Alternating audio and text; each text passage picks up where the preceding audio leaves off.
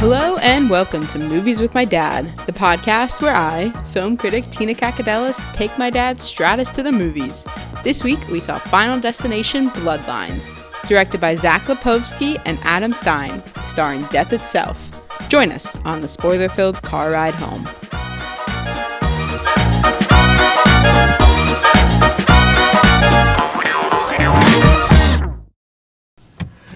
Hi, Tina.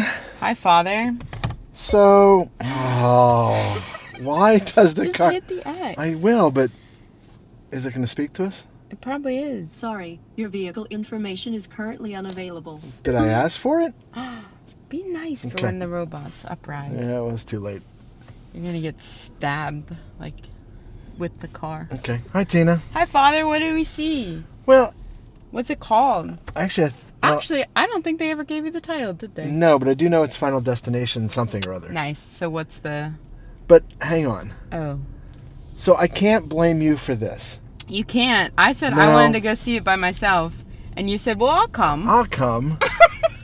And, you know, I came here. I tried to talk you out of it. You did.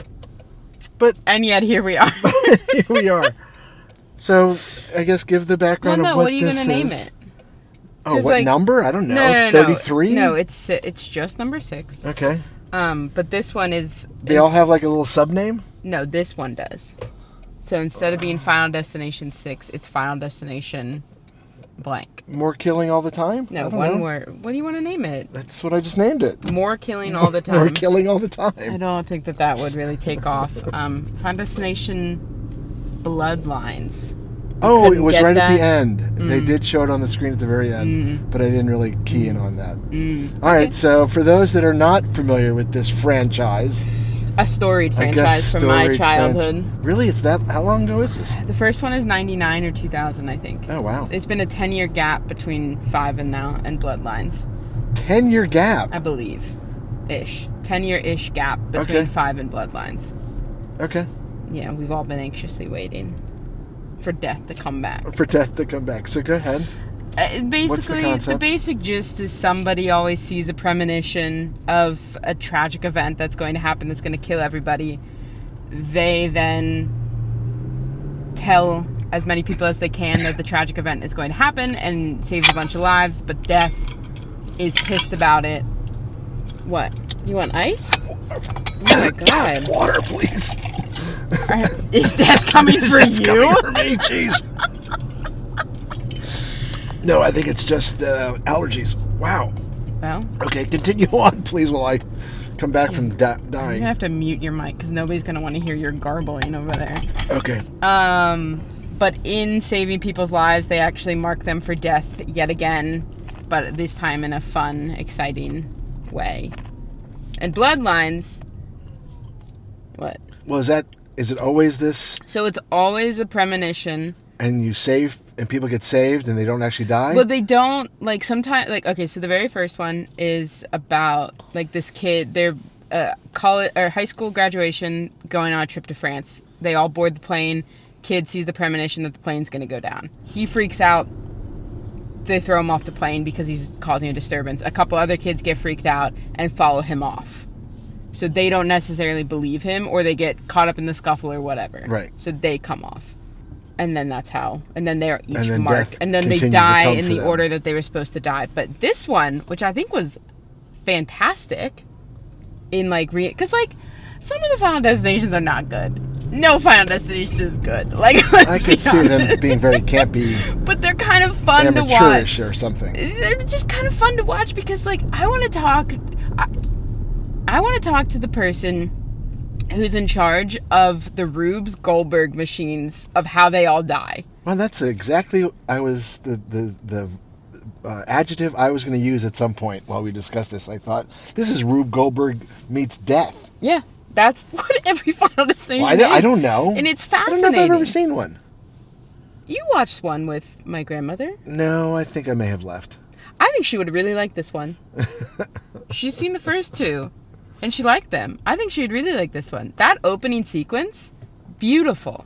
The editing of it, Oh, that was incredible. very technically a really well done movie. Look at you. I mean, it really was a well done movie. That part I enjoyed immensely. But you hated it. No, I'm not going to say I hated it. Okay. What are you going to say then? Well, this doesn't live up to your standard of what horror is supposed to do. No. Let's talk about this. Okay. Some horror is just dumb and fun. Okay? Not every horror is supposed to be a metaphor for something deeper. The fun... Oh, all right. But if you want to talk about metaphors, this is about generational trauma. It definitely was. So I thought there was like an actual movie in there somewhere. There was an actual movie here. It's No, just I just meant, like meaning with Yes. families and your generational trauma and all. I'm like, oh, well, maybe this is going somewhere and they're going to get out of this. I didn't know they all die always, I assume, right? So, Clear lived from the first one to the second one, but then she dies in the second one, I think. And then, pretty much I think everybody's just dead. I thought that they were going to make it out too, but then they killed them. So, how did JB survive? Because he's last.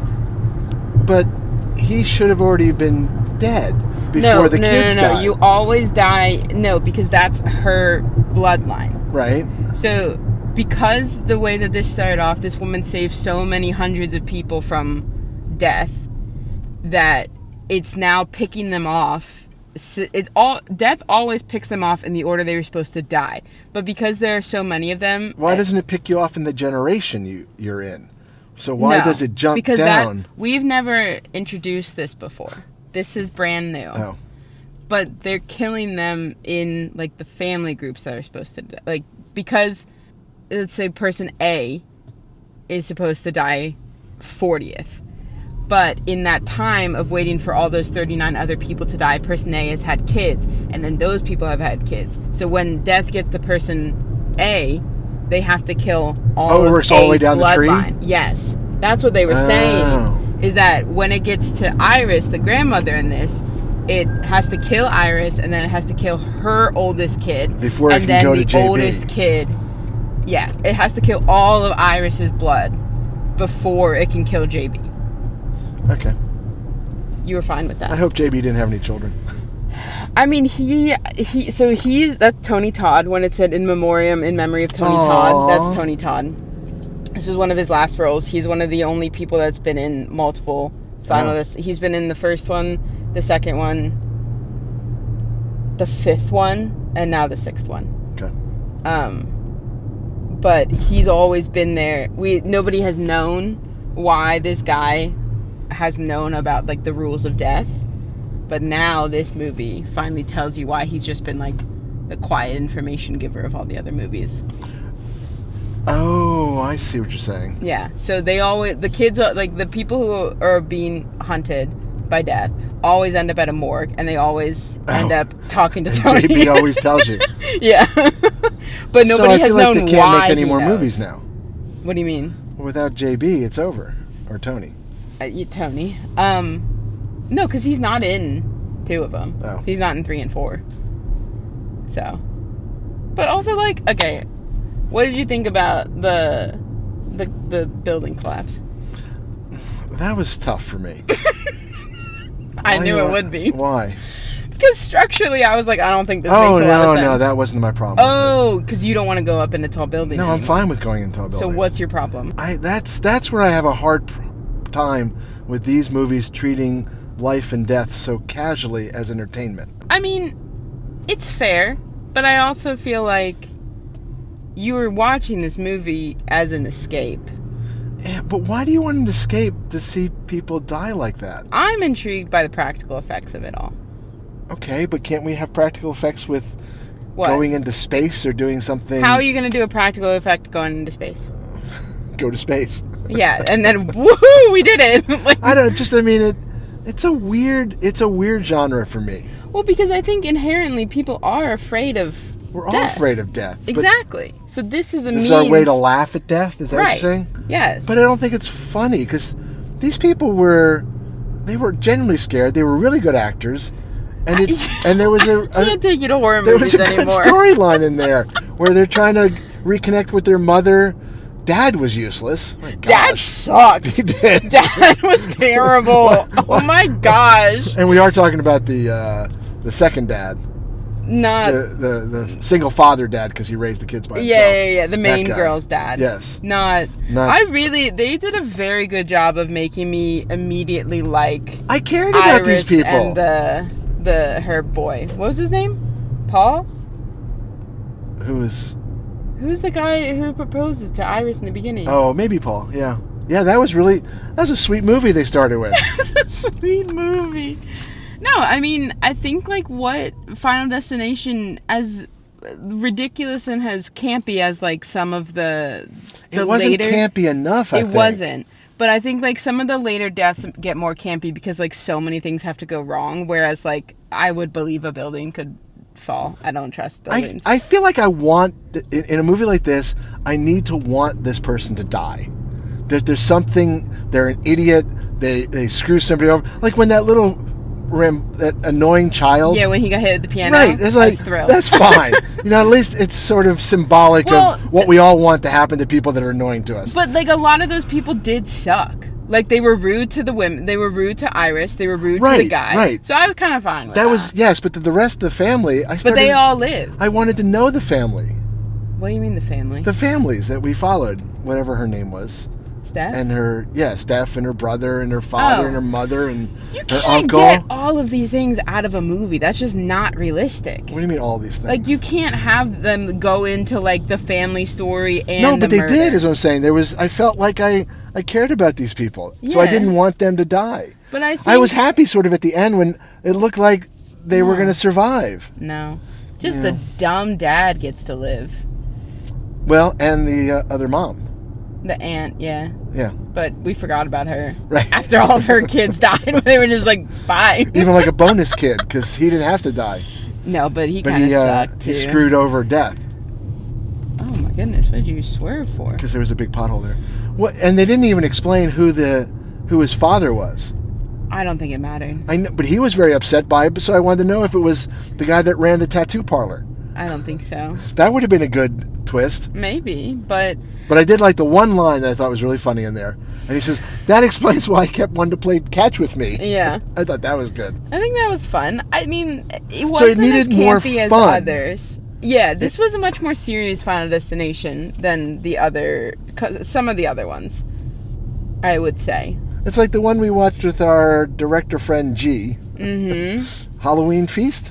Yeah. Oh my God, right. Look at that. God. That was campy and fun, right? But those are achieving two different things. Yes, but the people that died in there, I was like, okay with them going. But I think... Because it wasn't realistic. This felt realistic. I mean, obviously... To an extent. To an extent, yes. But I do think that, like, Final Destination, there is something that is, like, easy to laugh at because so many things have to go right for some of these deaths, that are kind of ridiculous. Like this has to fall and that has to fall and it has to be a whole contraption. But I feel like stuff like that actually happens in the world. People die by freak accident. Do you not remember that show we watched? Maybe we shouldn't let you watch as children. Maybe that's why I watched Final Destination. Right. A Million Ways to Die or something like that? Yeah. But I mean, like... I think Mom said, don't let them watch that, and I would always have it on occasion. I think what makes Final Destination kind of work as, like, a genuinely unsettling thing is that, like, you do kind of find yourself thinking about it after the fact. Like, so when they get hit with the logs at the very end and that's how they die, that is referencing, I would say, Final Destination 2, where, like, the big inciting event is a highway accident. And a logger truck comes undone and, like, all the logs come out and start killing people. But you ask anybody around my age and, like, everybody thinks about driving next to a logger truck on all of the roads because of... I even think of that because a lot of people actually died by logger trucks that But I'm saying that, them. like, there is something, like, kind of unsettling under the ridiculousness of Final Destination. You know? So, what about the actual mechanisms of some of them? I definitely had issues with that. Yeah, because some Like- of them are ridiculous. Well, the train one is ridiculous. That Why? 'Cause penny a would penny should not. just- Yeah. Ted, did we not do it with you as children to put coins on the tracks? Yes, but that can actually derail it. That's never. No. I think it It's can. no. But There's- I thought a penny no, is more bendable than the other No, one. the second. A doesn't quarter matter. can derail it. No. I'm There's like no pretty way. sure. No way. And there's Okay. no way the pressure of that locomotive coming around that track on that switch wouldn't just have flattened that penny in a millisecond. It would have been gone. I don't know about that one. 100% on that one. My issue was in the opening one, how the one piece of the chandelier came down and cracked the whole floor. True. That one bothered me. And then it also bothered me that, like, the whole novelty of being on a floor that you can see all the way through is that you keep looking down at it. You're telling me not one and person especially when looked they were down doing at that it? song, a little louder now, a little Yeah. quieter down. They're all down there on their knees, Also, basically. great Did they not songs. look down? Exactly. That kind of made me be like, this is a little ridiculous, because that is the whole point of a see-through floor, is Right. you're looking at it. So that dumb. And then when like the bolts just started flying out. Yeah, why would they start flying out? See, that's what, it's a little ridiculous. Cause like a million, like they're not gonna fly out. Okay, like that. so here's the difference. So in my youth, something like this would have been a disaster movie. This is a disaster. No, it's movie. not. I mean, yes and no, right? In my youth, the disaster movies like Twister. Towering Inferno, Okay. or the Poseidon Adventure. These are movies where humans Poseidon Adventure is objectively scarier than Final Destination. yes, but these are movies where the humans are not in control of their world, and we have to deal with that, right? Right. But we work together, and some people work their way out. Sacrifices are made. People Right. do this for others, and there's a greater good. And at the end, people survived and they come together. Okay. It feels like there's a greater Hope? out of this movie, out of those movies. Maybe. This one, it's just abject no hope. I You know, mean, you're all gonna die. you Get could- over okay, it. but you Be could done. Look at the generation that made the first one. They all Growing up- survived World War II. What? What? Are you I'm talking about Oh, I Final thought you were talking Destination. about my movies. Sorry. No, I'm talking about Final Destination. You're growing up in the Cold War era. This nihilistic feeling of at any moment it's all going to be over. You don't think that manifests into it?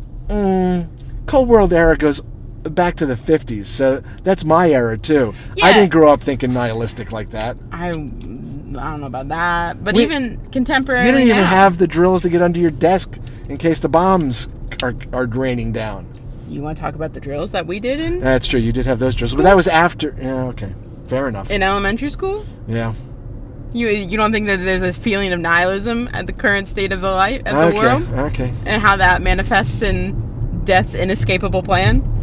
Let me just go back to Poseidon Adventure. But sometimes you have a little fun and you just hang a guy from a fan on his nose ring, you know? I am impressed by that. I'm impressed that they have made 6 movies and they've had to kill 30, 40 people. Anyone come out of these become big stars? Ali Larter was in it, and Ali Larter was pretty huge in the early 2000s. She's Brooke Wyndham in Legally Blonde. Sure. I don't know Well, anyone. if you're not other a man than, of culture, other than then I Reese don't. Witherspoon Oh my God. and that other lady who can't. When you tell me her name, I'll remember it. Jennifer Coolidge. That's it. See, that's the only 2 people I know out of that. Disrespectful. I don't remember people's names. Okay, well, how many logs do you want to give it? I would say if this is you've been to these before and you sort of like them, I'd give you a solid 4. Wow. But for me, out of the blue, For a Sunday afternoon for film. Sunday afternoon film, 2.5. Higher than I thought. Yeah, I mean, it's not the worst movie you took me to this week, You picked it. and I did choose to come to it. My goodness. What about you? I'm gonna give it a 4 simply for the novelty of. I think this is the first one that I've seen in a theater after having grown up on watching all of the edited versions of it on MTV, Oh, where they cut out the actual deaths. So. oh wow. Okay. All right. Goodbye, Tina. Au revoir.